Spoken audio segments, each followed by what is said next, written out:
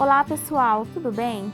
Eu sou a Alessandra, enfermeira e responsável pela linha de cuidados gestante no programa Viver Bem da Unimed Campo Grande. Essa é a 74ª edição do curso para gestante, onde preparamos com o maior carinho para que você obtenha todas as informações no conforto de sua casa. A linha de cuidados gestante é dedicada a você, beneficiária da Unimed Campo Grande, onde o principal objetivo é que você tenha uma gravidez tranquila e bem orientada. Além do curso para gestante, a nossa linha trabalha com compartilhamentos de vídeos e textos, oficinas temáticas que são produzidas pela equipe multiprofissional para que você obtenha todas as informações no período gestacional e pós-parto. Aproveitem o curso e, em caso de dúvidas, estamos à disposição. Bem, pessoal, meu nome é Inês, eu sou médica anestesiologista, cooperada da Unimed Campo Grande já há alguns anos e fui convidada para falar sobre o tema anestesia em obstetrícia. É um tema bastante vasto, ele envolve vários aspectos, vários cenários, mas eu vou procurar dar um enfoque para aquelas dúvidas e medos que a gente percebe, né, que as pacientes trazem consigo no dia a dia, na nossa prática diária. Então, são esses pontos que eu vou procurar abordar de forma bastante sucinta. Não pretendo aqui tirar todas as dúvidas, mas, de repente, até promover a discussão, o interesse sobre o assunto, né? Então, assim, a primeira questão, né, é exatamente essa. Essa frase a gente ouve todos os dias, que é: eu não tenho medo de nada, mas o meu medo é da anestesia. Então, isso é a primeira coisa que eu gostaria de falar. A gente tem que tentar desvincular a imagem da anestesia, da injeção, da seringa, da agulha. Eu sei que é uma coisa meio difícil, mas anestesia não é só agulha, né? Anestesia, ela é cuidado, ela é segurança, ela é alívio da dor, ela é conforto. Então, a gente não precisa ter medo da anestesia, a gente não precisa ter medo do anestesista, né? Muito pelo contrário, a gente está lá justamente para promover o conforto, o alívio da dor e a segurança, que é exatamente isso que todo paciente quer, né? Então, essa é a minha primeira mensagem: não precisa ter medo da anestesia. Para a gente falar em anestesia, em obstetrícia, eu vou dividir em duas situações: anestesia para cesariana e anestesia para parto normal, tá? Anestesia para cesariana, ela pode ser feita basicamente de 3 formas: a raquianestesia, a peridural e a anestesia geral. Raque e peridural são as anestesias espinhais, são as anestesias mais comuns para cesariana, principalmente a raque. Por que a raque? Porque é uma técnica simples, de fácil execução, baixíssima incidência de complicações, segura para a mãe, segura para o bebê. Então, é a técnica de eleição na grande maioria das cesarianas, tá? A anestesia geral, ela fica reservada para aqueles casos de exceção em que a gente não pode, por algum motivo, fazer uma raque. Seja porque a paciente não quer, seja porque ela não colabora por algum motivo, seja porque ela tem algum distúrbio de coagulação já conhecido, ou porque ela usa anticoagulantes e não deu tempo da gente esperar aquele prazo para a gente fazer a anestesia com segurança. Infecção no local da punção, quer dizer, existem algumas contraindicações para a realização de uma anestesia espinhal. Nessas situações, a gente faz a anestesia geral. que nada mais é do que injetar algumas medicações na veia, a mãe vai dormir, ela não vai participar do parto, ela não vai ver o bebê nascer naquele momento, né? Mas mesmo assim, ela não deixa de ser uma anestesia segura, tá? Hoje em dia a gente tem drogas com perfil mais adequado, que comprometem menos o bebê ao nascimento, né? Não precisa ter medo, seu bebê não vai nascer deprimido, né? Ele pode nascer um pouco mais sonolento, assim como a mãe está anestesiada, ele pode nascer anestesiado. Vai dar um pouquinho mais de trabalho para o pediatra, mas isso não implica em risco para o seu bebê, tá? Mas apesar da relativa segurança, ainda é uma técnica de exceção, tá? Nós vamos focar na RAC e na peridural. Para o parto normal, também são realizadas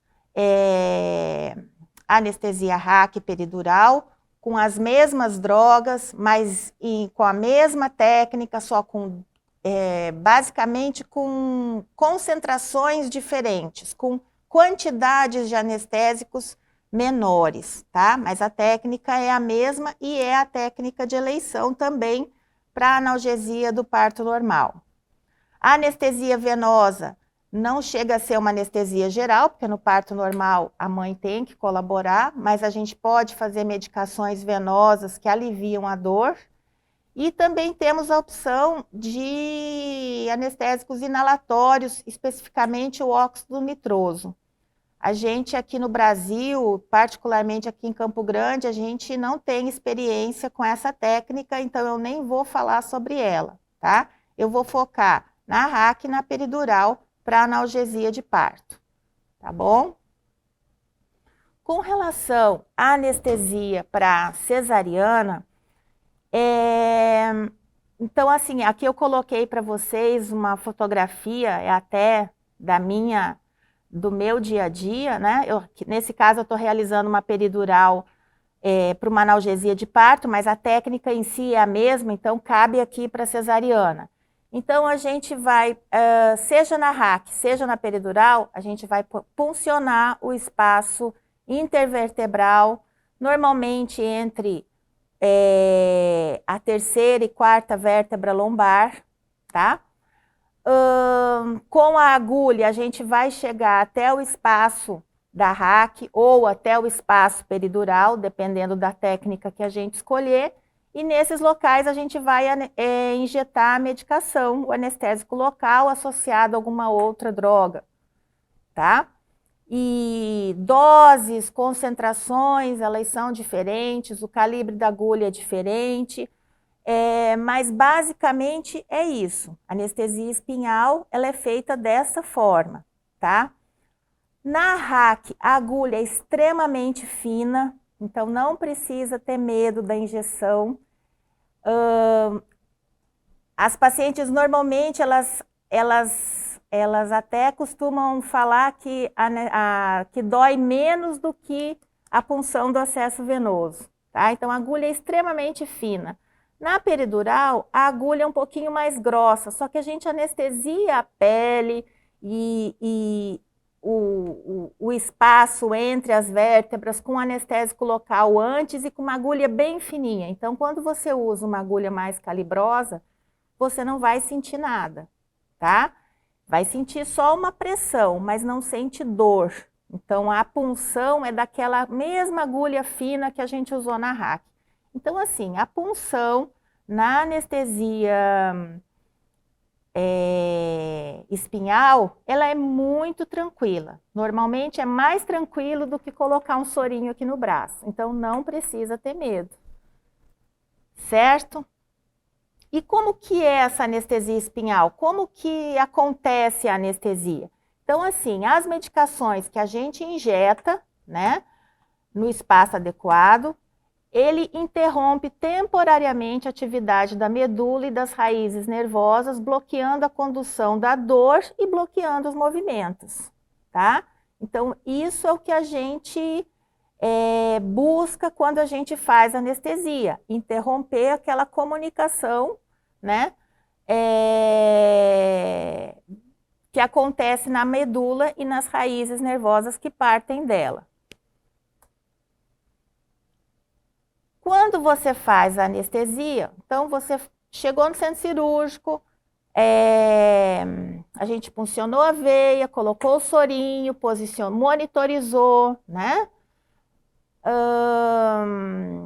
Fez anestesia, né? Seja RAC, seja peridural, deitou, você vai deitar, né? Na mesa, e aí você vai começar a sentir algumas coisas em função da anestesia. O que você vai sentir? Inicialmente um formigamento. Na RAC, essa sensação é imediata.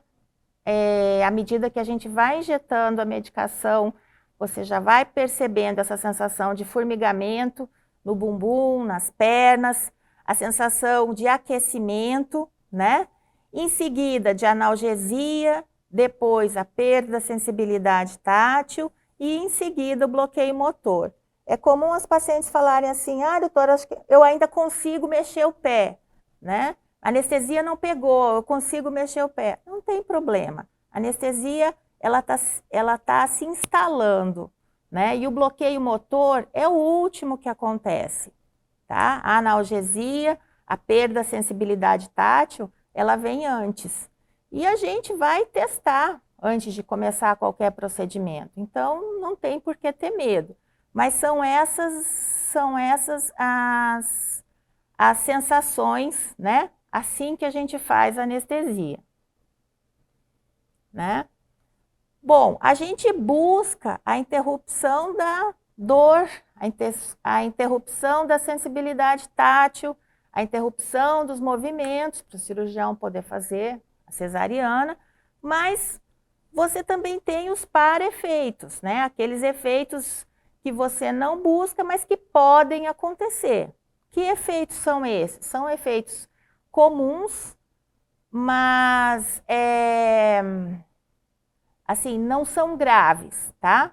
São previsíveis e são tratáveis, que são prurido, então em intensidade variável, tem pacientes que se queixam de prurido, alguns não sentem nada, outras sentem tanto prurido no rosto, principalmente, que às vezes a gente tem até que reverter no pós-operatório. Mas a grande maioria é um prurido leve, tá? Uma sensação que tem assim um fio de cabelo no rosto. Náuseas e vômitos podem acontecer por ação dos opioides que a gente faz na anestesia ou como sintoma de hipotensão. A hipotensão é muito comum logo que a anestesia começa a se instalar, por vários motivos, pela presença do bebê comprimindo o retorno venoso, pela vasodilatação periférica que acontece com anestesia. Então, assim, por alguns motivos, a hipotensão ela é bastante comum. Reversível, né, com medidas de deslocamento do útero, medicações vasopressoras, mas ela acontece com relativa frequência e vem acompanhada normalmente de náuseas e vômitos. Tremores também podem acontecer, né? Também é uma queixa bastante comum. Então, assim, prurido, náuseas e vômitos, hipotensão e tremores são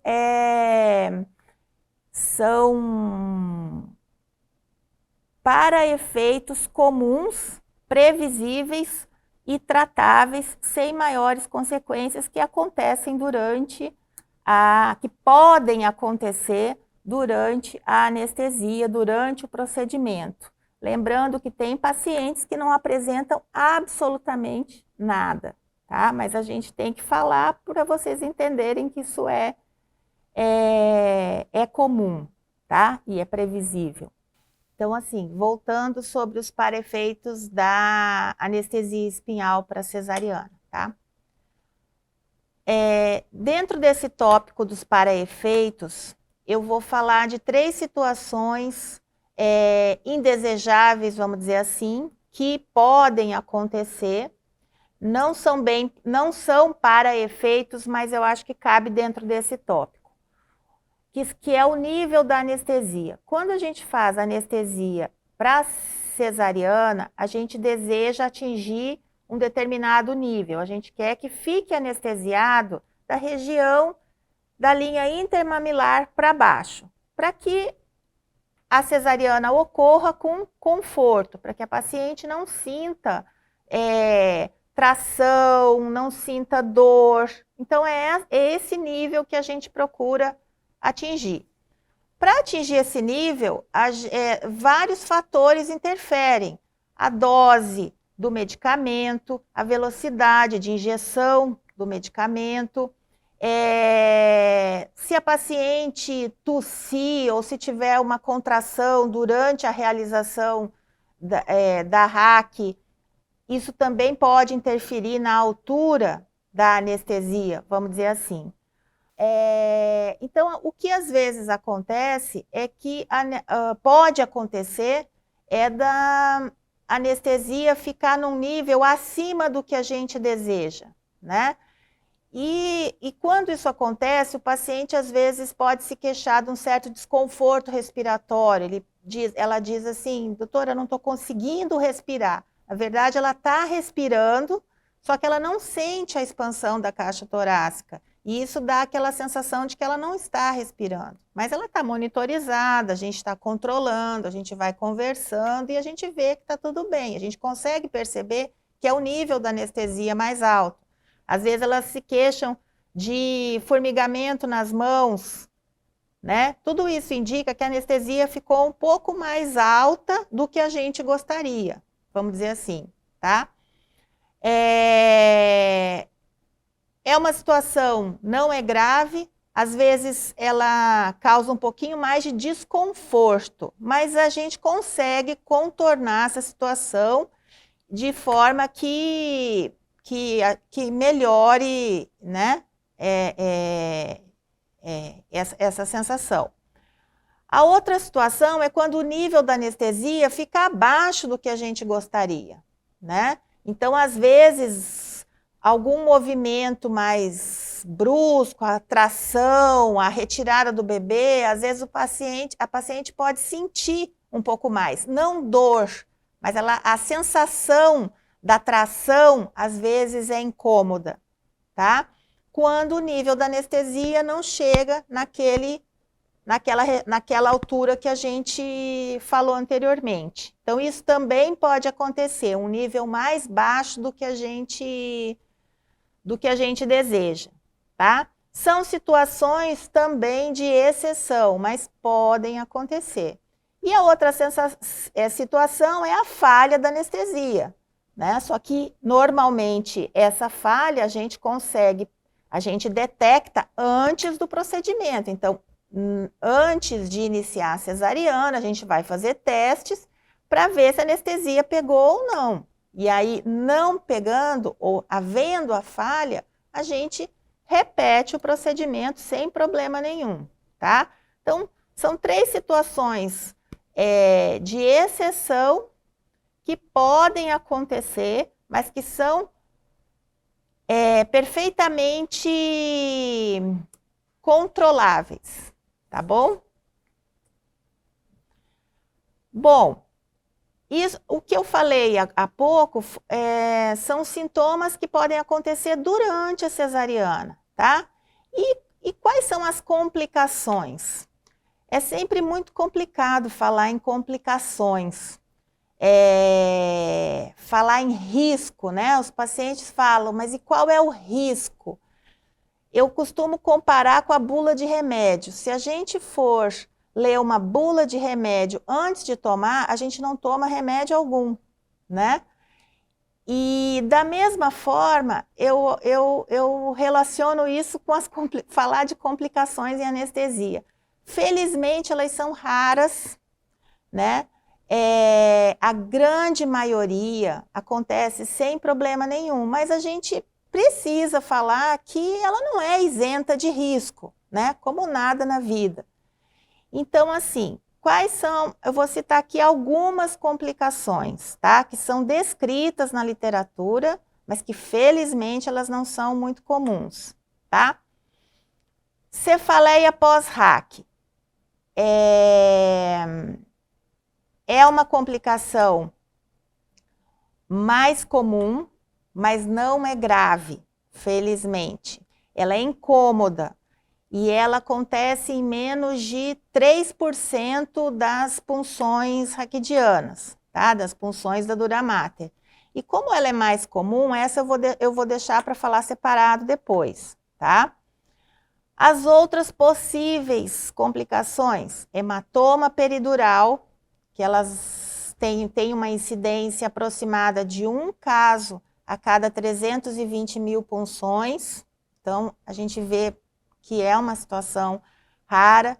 Sintomas neurológicos transitórios, sensação de queimação, de formigamento, dor em determinada região do períneo, da perna, podem acontecer. São sintomas normalmente leves, que duram aí 1 semana, 10 dias, e como o nome diz, são transitórios, tá? Meningites, infecciosas ou não, também são descritas, raras, mas são descritas. Parada cardiorrespiratória, normalmente não é um evento isolado, ela está associada a outros fatores, mas também é um evento extremamente raro, tá? Então, anestesia raquidiana para cesariana, ela é uma anestesia segura na grande maioria dos casos. Complicações existem, são descritas e felizmente raras, tá? Com relação à cefaleia pós-RAC, ela não é tão rara assim, ela é menos comum hoje do que antigamente, porque um dos fatores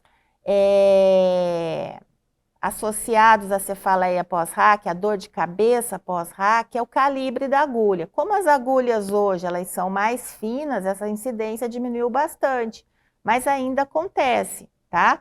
Normalmente é uma dor de cabeça que surge 12 a 48 horas após a anestesia.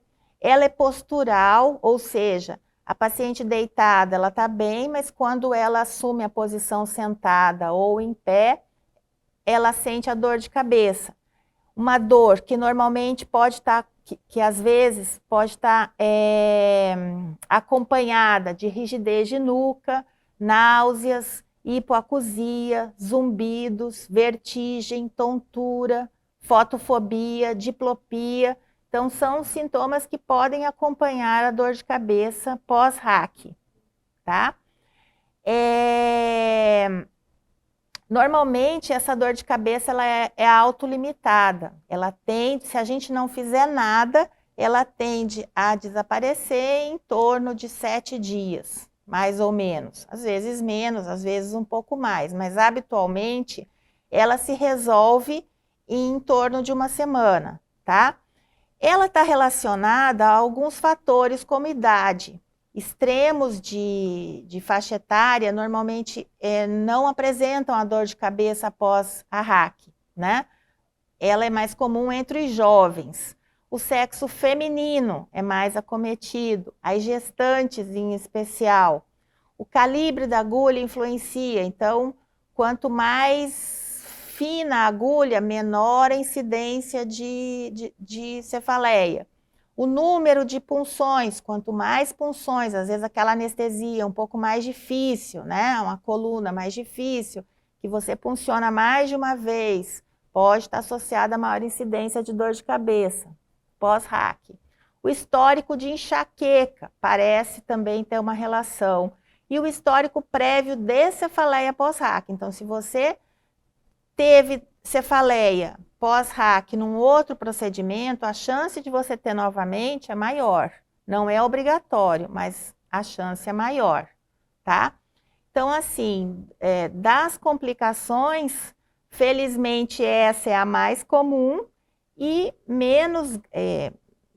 assim, benigna, vamos dizer assim, incômoda, mas benigna e autolimitada, tá? Não vou entrar em detalhes de tratamento, tá? Uma coisa importante é o seguinte, normalmente a gente escuta aquela frase assim, não levanta a cabeça que você vai ter dor de cabeça. Isso, na verdade, é um mito. O fato de você ficar mais tempo sem levantar após a RAC não previne a cefaleia pós-RAC, tá? A posição deitada, ela alivia a dor quando você já está com a dor. Então, a posição deitada, você fica sem dor. Mas ela não previne a ocorrência da cefaleia pós-RAC. Então, assim, pode usar travesseiro, sim. É muito comum a gente na maternidade chegar para ver o paciente no quarto e a paciente está lá amamentando deitada, se alimentando deitada, porque ela não pode levantar a cabeça, senão ela vai ter dor de cabeça. E por mais que a gente explique para a enfermagem, para os próprios pacientes que isso que não é assim, né? Isso já é cultural, então eu acho que ainda vai muito tempo para a gente conseguir desmistificar isso, né? Mas a história do travesseiro, do levantar a cabeça, isso aí não procede, tá? Então, com relação à anestesia para cesariana, era mais ou menos isso que eu tinha para falar. Com relação à anestesia para o parto normal. A anestesia para o parto normal, ela é uma opção. Por quê? Porque o parto normal pode acontecer sem a anestesia, diferente da cesariana, né? Muitas vezes, ela pode até ser uma indicação, né? Mas, sendo uma opção ou uma indicação, ela tem que estar embasada em conhecimento, né? Conhecimento da técnica, conhecimento dos benefícios, das possíveis complicações. E esse conhecimento, embora hoje em dia a gente tenha acesso muito fácil à informação, né? Isso não significa que as pacientes estejam bem informadas, né? A gente tem que tomar muito cuidado aonde a gente busca a informação. E a informação adequada, ela se adquire principalmente nas consultas com o seu médico, seja o obstetra, seja o anestesiologista, né? E eu sei que, assim, isso também é cultural, a gente não tem o hábito de conhecer o anestesista antes do procedimento, de conversar com o anestesista antes, de tirar as dúvidas, né? Em obstetrícia, isso é bem infrequente, mas é uma prática que a gente vem tentando implantar e é uma coisa que eu acho que daqui para frente, acho que a gente está caminhando para essa situação, para essa necessidade, né? Até para a gente desmistificar a anestesia, especialmente para o parto normal. Então, assim, a primeira mensagem que eu gostaria de passar em relação à analgesia de parto, tá? A analgesia de parto, ela não fere o conceito de parto humanizado e ela está indicada sempre que a mãe se queixar de dor e solicitar o seu alívio, tá? Existe a ideia de que no parto humanizado não cabe a analgesia, não cabe a administração de drogas, né? Mas é um conceito errôneo, é uma ideia equivocada. Eu até costumo dizer, eu sei que eu sou suspeita para falar, mas eu costumo dizer que a analgesia, ela humaniza o parto, tá? Mas isso aí é outra discussão. O que eu quero que fique de mensagem é que a analgesia de parto não fere o conceito de parto humanizado, tá? Com relação à técnica, a técnica padrão ouro para analgesia de parto é a analgesia espinhal. Vocês me perdoem porque eu até na imagem eu escrevi anestesia espinhal e eu acho que o termo mais adequado é analgesia espinhal. Por quê? Porque quando a gente fala em anestesia, a gente pensa em perda da sensibilidade, né? Perda dos movimentos, e na analgesia de parto é exatamente isso que a gente não quer. A gente quer o alívio da dor, mas a gente quer permanecer com a sensação tátil, a gente quer permanecer com os movimentos, né? E isso é perfeitamente alcançado através da técnica adequada, especialmente a RAC peridural ou a combinação de RAC peridural, tá? Então, a técnica em si é a mesma, o que vai diferenciar é só a concentração das drogas, é isso que diferencia a anestesia da analgesia, mas a técnica em si, RAC peridural, é a mesma. No caso da analgesia de parto, como o tempo, a duração do parto, ela é imprevisível, ela é variável, e as drogas, elas têm um tempo de ação, então a gente pode colocar no espaço peridural um catéter, como está mostrado, como eu mostrei aqui na imagem à direita, né? Então é colocado um catéter bem fininho no espaço peridural, a gente fixa esse catéter com um adesivo, uma fita adesiva, ele fica bem protegido. E durante o trabalho de parto, dure ele 3, 4, 10, 24 horas, a gente pode injetar a medicação nesse catéter sem a necessidade de fazer nova punção, tá? A não ser que esse catéter migre, pode acontecer dele sair do lugar, dele obstruir, aí a gente tem que tirar e colocar de novo. Mas habitualmente, do jeito que a gente coloca no início, ele fica até o fim, e ele serve como uma via de administração de medicamento conforme a necessidade da mãe, a vontade da mãe, tá? E quais são os benefícios da analgesia de parto? Então, assim, primeiro, maior conforto e maior mobilidade. Uma parturiente sem dor ou com uma dor aceitável, ela se sente mais confortável, ela consegue fazer os exercícios propostos para acelerar o trabalho de parto, ela vai para a bola, vai para o espaldar, ela caminha. Uma paciente com dor não consegue fazer isso. Tem paciente com dor que não consegue nem trocar o passo, né? E quando ela tem essa dor aliviada, ela consegue realizar esses movimentos, esses exercícios, ela consegue abrir o olho, porque quando a gente, assim, muitas vezes eu chego na sala de parto, a paciente está com tanta dor, ela não sabe nem quem está em volta, ela não abre o olho, ela não quer conversar, ela não quer nada. E eu brinco até que eu gostaria de fazer fotos de antes e depois da analgesia, porque o olhar é outro, o sorriso é outro, o ambiente é outro, né? Quando depois de feita a analgesia. Então, menor desgaste físico e emocional, não preciso nem explicar, né? Proteção, se especula uma certa proteção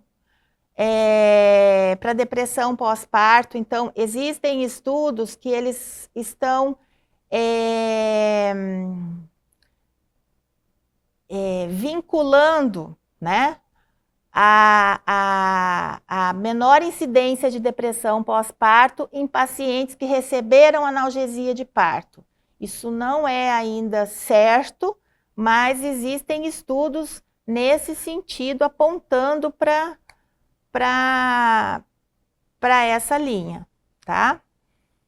A analgesia de parto, quando você alivia as dores do parto, você melhora a qualidade das contrações, porque a paciente com dor, ela tem uma liberação de catecolaminas, adrenalina, noradrenalina, que são substâncias que são liberadas na corrente sanguínea em qualquer situação de dor, né? Mas especificamente na gestante, essas substâncias, elas são tocolíticas, elas inibem as contrações. Então, você diminuindo a quantidade de adrenalina e noradrenalina circulantes, você melhora a qualidade das contrações, tá? Você melhora a circulação útero-placentária, também por diminuição das catecolaminas circulantes. Você melhora a oxigenação materna e fetal. E ainda você favorece o equilíbrio ácido básico do bebê, assim, você diminui a ocorrência de acidose fetal, tá? Então, os benefícios da analgesia de parto, eles são inúmeros, né? E assim, eles se sobrepõem às complicações ou os efeitos adversos que a gente vai falar mais adiante, tá? E qual que é o melhor momento para se iniciar a analgesia de parto? Existe uma dilatação mínima? Tem muita gente que fala, olha, analgesia de parto, quanto mais tarde você fizer, melhor. Se você puder aguentar o máximo, né? É melhor para a condução do seu parto. Na verdade, não existe um melhor momento. O melhor momento para se iniciar a analgesia é o momento que a mãe solicita, tá? E existem trabalhos que demonstram que a analgesia precoce não prolonga significativamente o trabalho de parto. E não existe uma dilatação mínima, então, tá? E a analgesia atrapalha o trabalho de parto? Não, a analgesia não atrapalha o trabalho de parto. Mas isso não sou eu que estou falando. São feitos trabalhos que demonstram isso que eu estou dizendo, tá? E eu trouxe para vocês aqui só 2 para exemplificar. Então, assim, ó, em 2018 foi feita uma meta-análise de 40 estudos randomizados com mais de 11 mil pacientes, né? Em que eles compararam pacientes que receberam analgesia neuroaxial, analgesia espinhal, com pacientes que receberam outro tipo de analgesia e pacientes que não receberam analgesia nenhuma. E a conclusão foi, a analgesia peridural não aumenta significativamente o risco de cesariana ou parto instrumental. Num outro estudo, feito em 2014, onde foram analisados 9 estudos com mais de 15 mil pacientes, eles compararam pacientes que receberam analgesia, analgesia precoce, com menos de 4 centímetros de dilatação, né? Com pacientes que receberam analgesia com mais de 4 centímetros de dilatação. E eles concluíram que não houve diferença nas taxas de cesárea e parto instrumental, duração do segundo estágio ou resultados fetais, avaliando o Apgar e pH da artéria umbilical. A analgesia de parto, ela pode diminuir as contrações, então não é infrequente a gente ver a paciente com um determinado ritmo de contração e duração, né, das contrações, e de repente, instalada a analgesia, essas contrações diminuem, seja na duração ou nos intervalos, né? Mas isso normalmente é perfeitamente controlado, vamos dizer assim, com a administração da ocitocina, que muitas pacientes, às vezes, algumas pacientes, elas têm um certo receio, né, por N motivos, Mas a ocitocina utilizada com cautela e bem indicada, ela auxilia e muito a condução do trabalho de parto, especialmente no parto sob analgesia, né? E no pós-parto, né, duas queixas relativamente frequentes é a dor lombar, que é difícil você atribuir a causa da dor lombar à anestesia, porque a gente sabe que dor lombar ela é multifatorial. Em relação à anestesia, o que se cogita, né, como causa, possível causa, é o relaxamento muscular, estiramento de fibras musculares. Não propriamente a agulha, né, a técnica, que às vezes as pessoas, depois que fez aquela injeção na minha coluna, eu sempre tenho dor nas costas. Não, o calibre da agulha, a técnica, ela não justifica por si a dor lombar, né? Então a gente atribui a vários fatores. E em relação à anestesia, talvez estiramento das fibras musculares e não a técnica em si. E a cefaleia pós-RAC, que também pode acontecer quando é feito a RAC ou quando a gente punciona a dura mater com agulha de peridural inadvertidamente, que é uma situação que também pode acontecer e é causa de cefaleia pós-anestesia, tá? Com relação às complicações graves da analgesia de parto, elas felizmente são raríssimas. Mais uma vez, a gente cai naquela situação da bula do remédio. Se a gente lê a bula, a gente não toma o remédio, né? Podem acontecer, mas elas não invalidam a técnica, por serem extremamente raras, né? E aí eu vou só citar a raquianestesia total, a injeção intravascular de anestésico e lesões medulares como 3 complicações graves, mas raras. Bem, pessoal, então para finalizar, eu gostaria de agradecer a participação e a oportunidade de poder falar para vocês um pouquinho sobre a anestesia em obstetrícia, tá? Nessa imagem final, eu procurei resumir a mensagem que eu gostaria de passar para vocês da anestesia em obstetrícia, né? Desvincular a imagem da anestesia da injeção. Na verdade, a anestesia é muito mais do que isso. A anestesia é cuidado, a anestesia é segurança, a anestesia é conforto, tá? Muito obrigada e até um próximo encontro.